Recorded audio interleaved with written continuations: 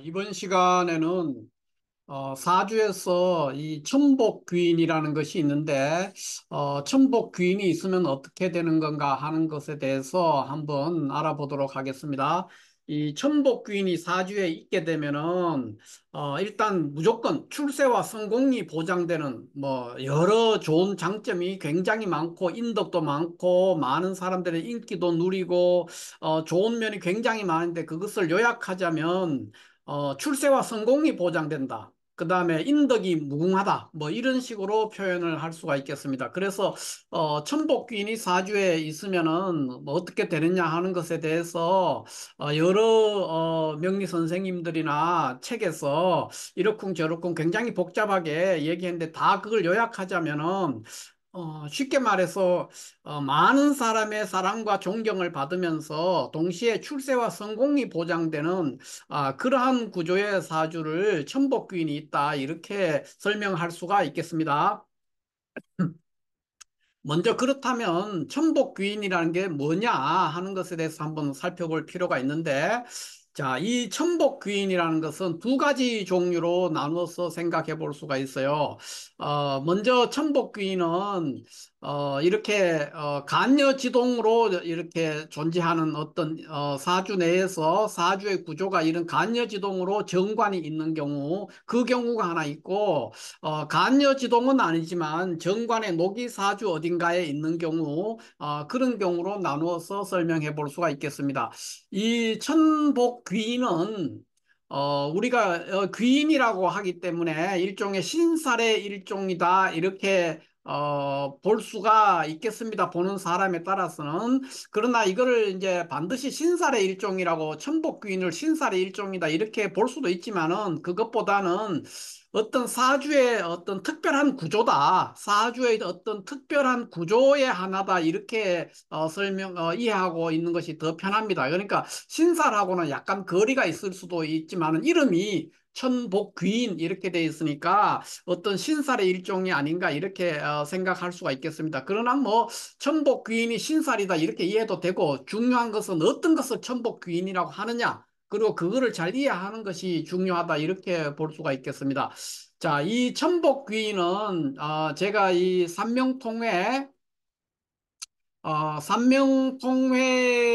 이 고서 삼명통회 5권에, 제5권에, 삼명통회 제5권에 다섯 번째 책이에요. 그러니까 삼명통회가 총 12권으로 이루어져 있는데, 그 중에 5권, 5권에 보면은 이 천복귀인에 대해서 설명을 하고 있습니다. 그래서 그거를 중심으로 이 천복귀인에 대해서 제가 설명을 드리고자 합니다. 먼저 이 천복귀인의 삼명통회에서 천복귀인, 이 천복귀인을 삼명통회에서 설명하고 있는 내용을 이렇게 제가 잠깐 이렇게 어, 살펴보자면은 뭐 여기에서 제가 충분히 설명을 앞으로 추후로 드리겠지만 먼저 보면은 이렇게 돼 있어요. 만약에 복신이 다시 그러니까 천복귀인을 돕거나 생왕유기하면은 매우 아름답다 이렇게 했고요. 그다음에 이거를 사주 안에서 만나는 사람은 과거에서 그 이름이 매우 높아진다, 위화하다 그랬으니까 아주 우뚝 솟는다 그랬어요. 그러니까 과거에 급제한다든가 장원 급제한다든가 하는 그런 일이 생길 수가 있고 관직이 존숭하다 그러니까 관직이 매우 높아질 수가 있다 그랬어요. 천복 귀인이 있는 사람은 과거에서도 장원 급제하거나 이럴 수가 있고 동시에 또 관직에서도 굉장히 높은 자리에까지 올라갈 수 있다 이렇게 볼 수 있고 다장 사륜 문한지미가 있다 그랬으니까 이 사륜이라는 거는 무슨 말이냐면 임금의 조칙 그러니까 임금이 내리는 그 글을 써주는 사람 있지 않습니까? 임금의 조칙을 쓰는 사람 그런 사람을 그 임금의 조칙을 사륜이라고 하기 때문에 사륜의 문한이라 그러니까 사륜의 그 빼어난 글들에 글이 그러니까 문장력이 굉장히 좋다는 거예요. 그래서 문장력이 좋기 때문에 임금의 조칙을 쓰는 것이죠. 그러한 재주를 가지는 그런 사람이다. 이렇게 볼 수가 있겠습니다. 그래서 뭐 이런 얘기들을 뭐 다 하면은 뭐 세상에 좋은 것을 다 얘기하기 때문에 실질적으로 뭔지를 잘 모르는데 뭐 요약해서 말하면은 천복귀인이 사주에 있게 되면은 출세와 성공이 보장되고 많은 대중과 군중으로부터 존경을 받으면서 사랑을 받을 수 있다. 그러한 사주다. 이렇게 볼 수 있기 때문에 사주 안에 천복귀인이 있다는 것은 매우 보람되고 또 좋은 일이다. 이렇게 좋은 현상이다. 이렇게 볼 수가 있겠습니다. 그러면 어떤 구조가 천복귀인이 있다고 볼 거냐? 이렇게 했을 때 관성좌처라 그랬어요. 그러니까 뭐냐면 사주의 정관이 여기서 관성이라는 것은 정관을 말합니다. 정관이 앉은 자리에 녹을 봐야 돼요. 그러니까 결국은 뭐냐면 간여지동으로 정관이 있는 경우를 말한다는 거죠. 그러니까 정관이 만약에 신금이 사주 어떤 사주에 신금이 정관이라 그러면은 신유 이런 식으로 돼야 되는 거죠. 그러니까 자기가 앉아 있는 자리가 녹이 있어야 돼요. 그러니까 정관이 앉은 자리에 녹을 보는 거, 요런 관성 좌처하는 거, 관성이 좌처하는데 녹을 보면서 좌처하는 거예요. 정관이 앉은 자리에 녹을 보는 그런 케이스 관성 좌처죠. 요런 종류로 되는 것은 네 종류밖에 없어요. 60갑자 중에서 네 종류밖에 찾을 수가 없는데 일간이 갑목일간이라면은 사주 어딘가에 신유 이렇게 있는 경우 그러니까 갑일간에 어딘가에 뭐 월주가 신유 이렇게 돼 있거나 뭐 연주가 신유가 돼 있거나 시주가 신유가 돼 있거나 이런 식으로 되는 경우 그 다음에 뭐 을이일간이다. 을일간이라 그러면 경신 이렇게 돼야 되겠죠. 경신 사주 어딘가에 경신이라는 간지가 있다면은 이런 것이 관성좌처했다는 거예요. 또 일간이 무라면은 을묘, 일간이 기라면은 갑인. 그러니까 일간이 기토라면은 뭐 어딘가에 사주 어딘가 이렇게 갑인 갑인 이렇게 있다면은 정관이 관성이 앉아 있는 자리가 녹을 보고 있는 거죠. 갑목이 정관인데 그 갑목이 앉아 있는 자리가 또 역시 갑목의 녹지예요. 12운성으로 따졌을 때 이런 식으로 되는 케이스를 말하기 때문에 결국은 어떤 일간의 관성이 간여지동으로 있는 케이스가 되겠죠. 결국은 이런 거를 이제 관성 자체는 이런 케이스는 네 개뿐입니다. 그래서 간목이 일간일 때 사주 어딘가에 정관에 해당되는 신금이 신유라는 것이 뭐 연주든 월주든 시주에 있다면은 그것이 천복귀인에 해당이 될 수가 있죠. 을이 일간이라면 경신이 있을 때 무가 일간일 때는 을묘, 기가 일간일 때 갑인 이것이 연주나 월주나 시주에 있을 때를 천복귀인이 있다 이렇게 하고 매우 고급스러운 사주다 이렇게 볼 수 있죠. 그러니까 귀격이다. 쉽게 말해서 귀격이다 이렇게 얘기할 수 있고 그 다음에 또 한 가지는 이제 6가지 종류인데 요거는 네 종류뿐이에요. 관성 좌초하는 건 네 종류뿐이고 그 나머지는 뭐냐면 이제 그러면 갑목일간이나 을목일간이나 무일간이나 기일간은 요런 경우에는 신유, 경신, 을묘, 갑인 요것을 사주 어딘가에 봐야 돼요. 그 경우가 이제 아주 고급스러운 최고 1급이죠. 1급. 1급 귀격이 되는 케이스고 그렇지만 정관이 있긴 하지만은 간여지동으로는 있지 않는 케이스가 있어요. 그러니까 어떤 거냐면은 병일간이라든가 그러니까 병일간이라는 건 정관이 개수가 되죠. 일간이 병일간이면 정관이 개수가 되는데 60갑자로 따졌을 때 계자라는 건 없단 말이에요. 그렇죠. 그러니까 개해는 있어도 개자는 없어요. 그런데 개수의 녹은 자수거든요. 자수. 그러니까 이런 경우에는 자수가 사주 내에 다른 곳에 있는 거예요. 그러니까 이제 월간의 개수가 있을 때 뭐 일지가 자수라든가 시지가 자수라든가 연지가 자수라든가 이런 식으로 간여지동으로는 존재하지 않는 거죠. 그러니까 관성좌천은 아니라는 거예요. 요거는 물론 이것도 귀격입니다. 엄청 귀격이고 좋은 것이지만은 이렇게 관성 좌처되어 있는 것보다는 못할 수가 있죠. 왜냐하면 정관의 힘이 좀 떨어질 테니까 그런 의미에서 이제 다른 자리에서 그 녹을 보는 게 정관의 녹을 다른 자리에서 보는 거 그런 케이스가 6종류가 있다는 거예요. 어떤 거냐? 병은 개.